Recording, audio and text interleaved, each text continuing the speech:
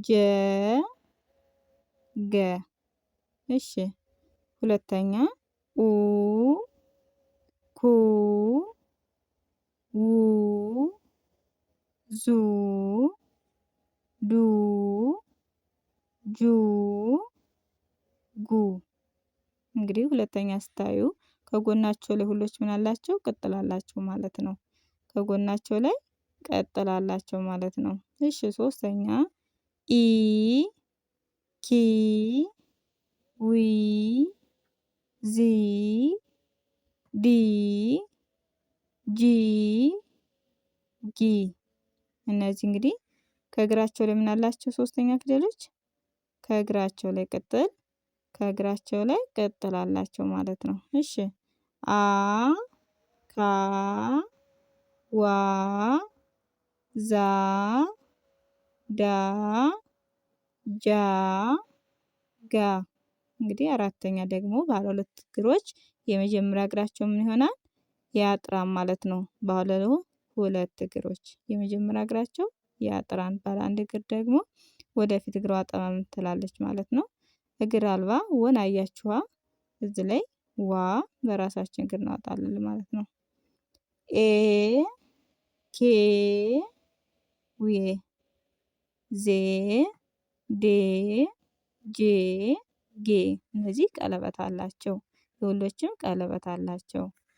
እ ከ ወ ዘ ድ ጅ ግ። እነዚህ ስድስተኛ ድምጾች ናቸው ማለት ነው። ሰባተኛ ኦ ኮ ዎ ዞ ዶ ጆ ጎ። እነዚህ ደግሞ ሰባተኛ ድምጾች ባለ ሁለት እግሮች የአራተኛን ተቃራኒ ይይዛል ማለት ነው። የመጀመሪያ እግሩ ረዝሞ የመጨረሻ እግሩ ያጥራል ማለት ነው። የመጀመሪያ እግሩ ረዝሞ የመጨረሻ እግሩ ያጥራል። የአራተኛን ተቃራኒ ይይዛል ማለት ነው። አ ከ ወ። እንግዲህ እዚህ ላይ የመጀመሪያ ድምጾች ምንም የላቸው። ሁለተኛ ኡ ኩ ው ምናላቸው? ቅጥል አላቸው። ኢ ኪ ዊ። ሶስተኛ ከእግራቸው ላይ ቅጥል። አ ካ ዋ። እነዚህ ባለ ሁለት እግሮች የመጀመሪያ እግራቸው ምን ነው? ያጥራል። ዋ ማለት እግር አልባ ናት። በራሳችን እግር እናወጣለን ማለት ነው። ኤ ኬ ዊ። እነዚህ ቀለበት አላቸው።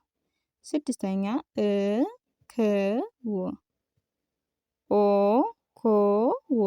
እነዚህ ሰባተኛ ድምጾች የአራተኛን ተቃራኒ ይዛል። ቀጣይ እንሄድ እንግዲህ እነዚህ ባለ ሁለት ቃላት እንዴት ከዚህ ከፊደሎች ወጡ የሚለውን ተከታተሉኝ።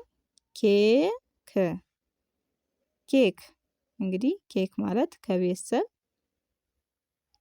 ኬክ ከዛው ኬክ አምስተኛ እና ስድስተኛው ማለት ነው።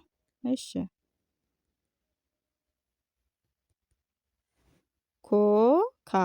አሁን ከቤተሰብ ሰባተኛ እና አራተኛ ኮካ ኮካ የሚል ቃላት ይሰጠናል። እሺ ጉዞ። ጉ ማለት ሁለተኛ ድምጽ፣ ዞ ማለት ዘቤተሰብ ሰባተኛ፣ ጉዞ ጉዞ። እሺ ጆግ። ጆ ሰባተኛ፣ ግ ስድስተኛ፣ ጆግ። ሰባተኛ ክክ ክ። አሁንም ክን ሁለት ጊዜ ስንጽፋት ክክ ክክ። እሺ አዞ። አ ቤተሰብ የመጀመሪያ ድምጽ፣ ዞ ሰባተኛ፣ አዞ አዞ። እሺ ዋዛ። ወ ቤተሰብ አራተኛ፣ ዘ ቤተሰብ አራተኛ። ሁለቶችም አራተኛ ድምጽ ዋንዛ የሚል ቃላት ይሰጠናል ማለት ነው። ቀጣይ ባለው ቪዲዮ እስከምንገናኝ በያላችሁበት ሰላማችሁ ብዝት ይበልልኝ። ሰላም ሁኑልኝ።